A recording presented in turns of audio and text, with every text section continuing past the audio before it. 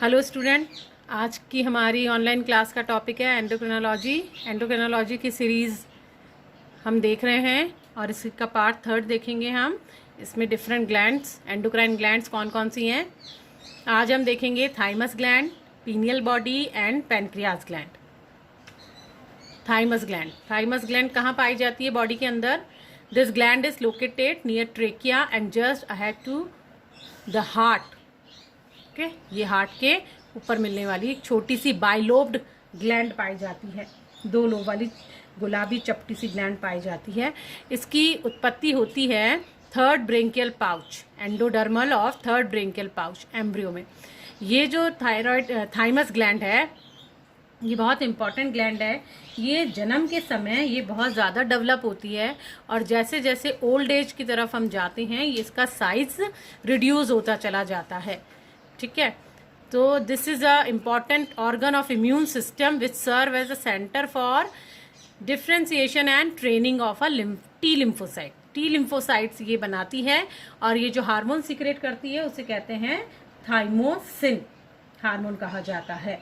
तो ये जो थाइमोसिन है ये जब बैक्टीरिया का इन्फेक्शन होता है उस समय शरीर को सुरक्षा देता है, हेल्प करता है ये हार्मोन और स्टिमुलेट करता है लिम्फोसाइट को। तो जितनी भी बैक्टीरिया हैं, एंटीजेंस हैं, उसको डिस्ट्रॉय कर दिया जाए, इसका कार्य करता है। Next, pineal body. Pineal body कहाँ मिलती है? Pineal gland is located on a hollow stalk given from thalamus in hind region of a forebrain. Okay, forebrain के पास मिलने वाली है पीनियल ग्लैंड। छोटी सी है, इसका साइज होता है, इसका वेट होता है 150 mg and it is derived from the embryonic ectoderm. Pineal gland से एक हार्मोन सीक्रेट होता है, इसका नाम है मेलाटोनिन। मेलाटोनिन हार्मोन सीक्रेट करती है। ये हार्मोन जब ब्राइट लाइट होगा तब reduce its secretion, while the dim light और darkness enhance secretion of melatonin. In a lower vertebrate, melatonin causes the pigment granule to gather at the center of melanophore so that the skin color becomes light. अगर melanophore centre में है तो skin का colour light दिखाई देगा, अगर फैले हुए स्प्रेड है तो डार्क होता है। मैमल्स के अंदर ये हार्मोन इनहिबिट करता है डेवलपमेंट ऑफ सेक्स ऑर्गन को। ठीक है, अगर देखा गया है हमने कि जो चिल्ड्रन ब्लाइंड होते हैं उनमें प्यूबर्टी जल्दी ही आ जाती है, वो सेक्सुअली जल्दी मैच्योर हो जाते हैं। तो ये ग्लैंड काम कर रही है as a sexual biological clock की तरह काम कर रही है। And because of the hyposecretion of the melatonin becomes a adolescent, early age में आ जाती है। Next, pancreas. Pancreas is a major digestive gland. Pancreas एक ऐसी ग्लैंड है हमारी बॉडी में जो कि डाइजेस्टिव जूस भी सीक्रेट कर रही है और एंडोक्राइन भी। एंडोक्राइन में हम इसको पढ़ रहे हैं, तो डाइजेस्टिव ग्लैंड है ये एक और एंडोक्राइन ग्लैंड भी है ये। So which secrete pancreatic juice for a digestion of food. Pancreas about 15 centimeter long and 85 gram in a weight, situated near the duodenum. ये पैनक्रियाज है. This gland behave as a exocrine as well as endocrine. Okay, इसलिए इसको क्या कहा जाता है? Mixer gland. The gland consist of several group of endocrine cell in the connective tissue found between the exocrine lobules. Okay, exocrine lobules जो हैं, इसके 4 exocrine lobules पाए जा रहे हैं, उसके बीच बीच में एंडोक्राइन सेल्स भी मिलती हैं। यानी चारों तरफ तो एक्सोक्राइन जो कि डाइजेस्टिव जूस सीक्रेट कर रहे हैं वो मिल रही हैं सेल्स, हमें एक्टिनाई मिल रहे हैं, और बीच बीच में क्या मिल रही हैं? एंडोक्राइन ग्लैंड्स भी पाई जा रही हैं, एंडोक्राइन सेल्स भी पाई जा रही है। तो ये किस तरह से नजर आता है? जैसे कोई आइलैंड है, इस तरह से नजर आता है ना, पूरा पानी से भरा हुआ आइलैंड और बीच बीच में ये ग्रुप मिल रहे हैं। तो इस तरह से स्कैटर्ड रहती हैं एंडोक्राइन ग्लैंड, इसलिए इसको आइसलैंड ऑफ लैंगरहैंस कहा जाता है। लैंगरहैंस साइंटिस्ट का नाम है जिन्होंने इसकी खोज की थी। इसकी स्ट्रक्चर हम देखते हैं, इस तरह से ये नज़र आती है। इस तरह से आइलैंड के जो ग्रुप हैं ये पूरी चारों तरफ तो एक्सोक्राइन्स हैं, ये एक्सोक्राइन के हैं, लोब्यूल्स हैं, और बीच में एक समूह की तरह नज़र आ रही है। तीन टाइप की सेल मिलती हैं इसमें। सबसे पहले है बीटा सेल। बीटा सेल सबसे ज़्यादा साइज में भी बड़ी है और सबसे ज़्यादा भी पाई जाती है। अबाउट 60% पार्ट ये बनाती हैं बीटा सेल, और बहुत ही इंपॉर्टेंट हार्मोन सिक्रेट करती हैं। इंसुलिन नाम सुना है हमने, बेंटिन एंड बेस्ट जो थे सबसे पहले उन्होंने एक्सट्रैक्ट किया था इस हार्मोन को, and Sengar worked out is structure protein nature. Okay, Sanger was awarded Nobel Prize for this contribution in 1958. Now, insulin maintain normal glucose level in the blood and stimulate the conversion of excess glucose into glycogen in liver cell and muscles. Insulin क्या कर रहा है, glucose के level को बनाए रखता है, संतुलित रखता है ब्लड में, इसलिए ये बार बार ग्लूकोज को किस में कन्वर्ट करता है, ग्लाइकोजन में। ग्लाइकोजेनेसिस कहेंगे इस क्रिया को। It promotes uptake of glucose from the blood and it utilization by the cell. In this way it prevent the amount of glucose in the blood from rising beyond normal value. ये जो सामान्य मान value है उससे ज़्यादा glucose शरीर में ना हो, ब्लड में ना हो, उसको बढ़ने से रोकता है। So this hormone stimulate both anabolism and growth in body. Insulin के आगे स्ट्रक्चर हम देखेंगे, इंसुलिन की स्ट्रक्चर क्या है, किस तरह से ये वर्क करता है। नेक्स्ट सेल है alpha cell. Alpha cell medium size की सेल है और 25% पार्ट बनाती है ये। किम्बेल एंड मर्लिन ने इसकी खोज की थी, और अल्फा सेल से निकलने वाले हार्मोन को हम कहते हैं ग्लूकेगॉन। ग्लूकेगॉन कहा जाता है। This hormone is secreted by these cells when the amount of blood glucose falls below normal level. Okay, glucagon stimulate the conversion of glycogen into glucose. Glycogen into glucose. Insulin क्या कर रहा था, glucose to glycogen, ये glycogen to glucose. This also enhance the synthesis of glucose from fatty acid and amino acid through the process is known gluconeogenesis, thereby raising the level of glucose in blood. ठीक है, ये blood के अंदर glucose के level को बढ़ा रहा है, वो ग्लूकोज के लेवल को कम कर रहा है। ये चारों तरफ हम देख रहे हैं एक्सोक्राइन है, एक्नाई पाई जा रही हैं जो डाइजेस्टिव, ये तो डाइजेस्टिव जूस निकालेंगी, सीक्रेट करेंगी। और अंदर की तरफ जो हमें ग्रुप दिख रहे हैं ये तीनों प्रकार की सेल हैं, beta cell, alpha cell and delta cell. जो सबसे ज़्यादा ग्रीन वाला दिख रहा है ये तो बीटा सेल है जो इंसुलिन बनाएंगी, और ये जो हमें दिख रहा है ब्लू कलर में ये वाली बना रही हैं अल्फा सेल्स, और जो कम दिखेंगी वो डेल्टा सेल्स होती है जो सोमैटोस्टेनिन हार्मोन बनाती हैं। Delta cell, D cell, these cells are small size and less numerous than the other type of in pancreas. These cells secreted somatostatin hormone which exhibit an inhibitory effect on secretion of insulin and glucagon. दोनों के विरोध में ही काम करेगा ये, insulin और glucagon के secretion को रोकता है। It also prolong the period of assimilation of digested food. ठीक है, इसका ये कार्य है कि ये एसिमिलेशन को बढ़ा देता है, लंबे समय का एसिमिलेशन, जो डाइजेशन का जो प्रोसेस हो रहा है उसको ये बढ़ा देता है। डेल्टा सेल से निकलने वाला हार्मोन सोमैटोस्टेनिन।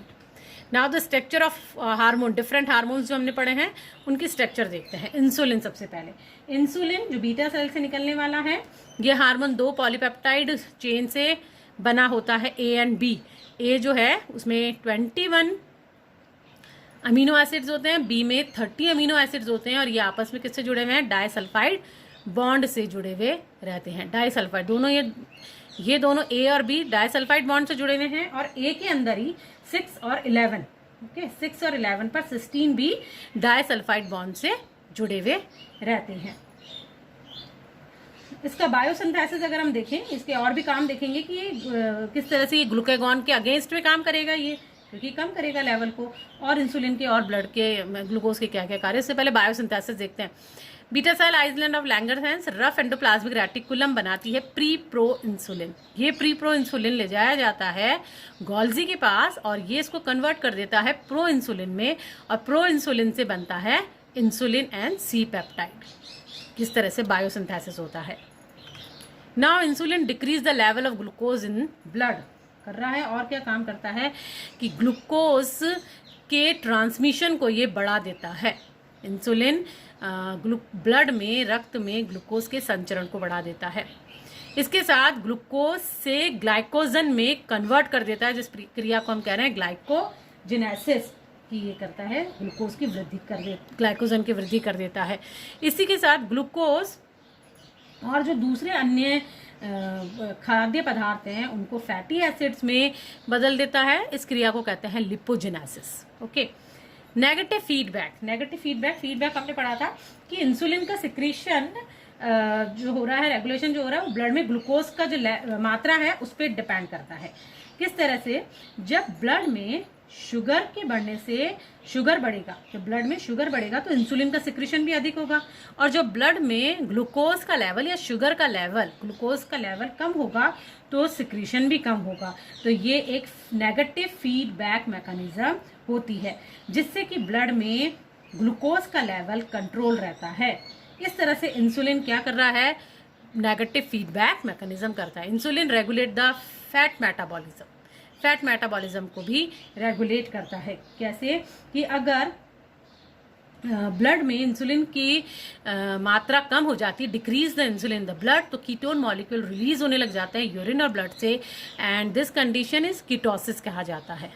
ओके, कीटोसिस कहा जाता है। अब इस समय इंसुलिन है नहीं, तो कार्बोहाइड्रेट का तो उपयोग ही नहीं हो रहा है, यूज नहीं हो रहा है, इसलिए फैट का मेटाबॉलिज्म बढ़ गया है, जिससे कि कीटोन बॉडीज बनने लग जाती हैं। कीटोन बॉडीज बन के शरीर से बाहर निकलने लग जाती हैं। ठीक है, तो ये जो हाइपो सिक्रीशन हम जिसमें पढ़ेंगे, हाइपरग्लाइसीमिया इस कंडीशन को कहते हैं। ग्लूकोज बढ़ता ही जा रहा है इंसुलिन की कमी होने पर। हाइपर सिक्रीशन ऑफ इंसुलिन, अगर हाइपर सिक्रीशन इंसुलिन हो जाएंगे, यानी कि किसी में अगर इंसुलिन बहुत अधिक मात्रा में रिलीज हो रहा है या इंजेक्ट ज़्यादा कर दिया गया है बॉडी में, इस केस में क्या होगा कि ग्लूकोज का लेवल बिल्कुल कम हो जाता है, और जो ब्रेन की सेल्स होती हैं वो इस समय डेड होने लग जाती हैं, इफेक्ट करने लग जाती हैं, और इस कंडीशन को कहते हैं इंसुलिन शॉक कहा जाता है। Next hormone glucagon. ये ग्लूकेगॉन की स्ट्रक्चर है। Glucagon, this hormone known as hyperglycaemic glycogenolysis factor कहा जाता है इस हार्मोन को। ग्लूकेगॉन का दूसरा नाम है ये एक पॉलीपेप्टाइड हार्मोन है जो 29 अमीनो एसिड से बना है। इसका मॉलिक्यूलर वेट 3485 है।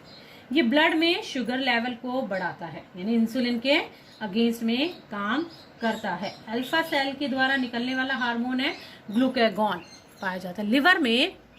In liver glycogen convert into glucose, that process is glycogenolysis, and in liver amino acid glycerol lactic acid also converted into glucose, and this process is called gluconeogenesis क्रिया कहला जाती है।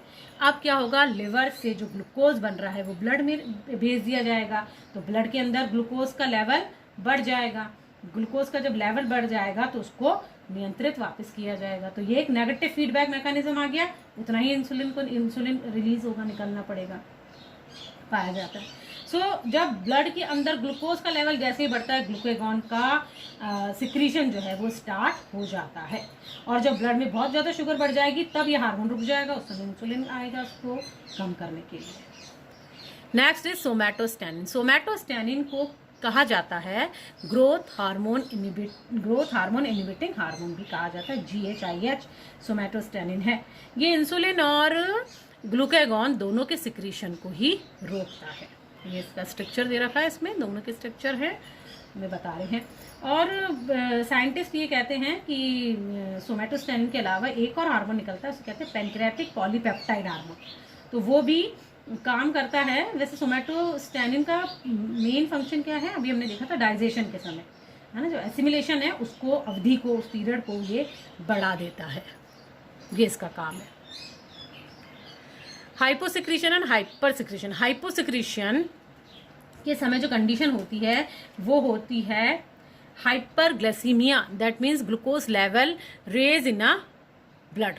इस समय conversion of glucose into glycogen either decrease और stopped, अभी conversion हो ही नहीं रहा है ग्लाइकोजन में, and this time glucose level is raise into the blood और इनटू द यूरिन।